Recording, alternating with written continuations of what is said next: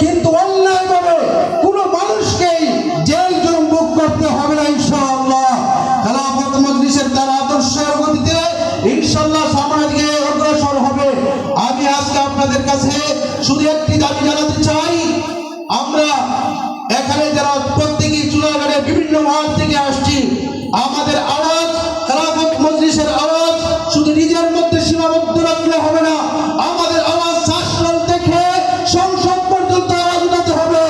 আমাদের আওয়াজ আমাদের ফ্যামিলিতে, আমাদের স্ত্রী, আমাদের সন্তানদেরকে আমাদের পরিচয় তুলে ধরতে হবে। আমরা সবাই খেলাফত মজলিসের সৈনিক কিনা হাতে দাঁড়িয়ে থাকি। যদি আমরা খেলাফত মজলিসের সৈনিক হয়ে থাকি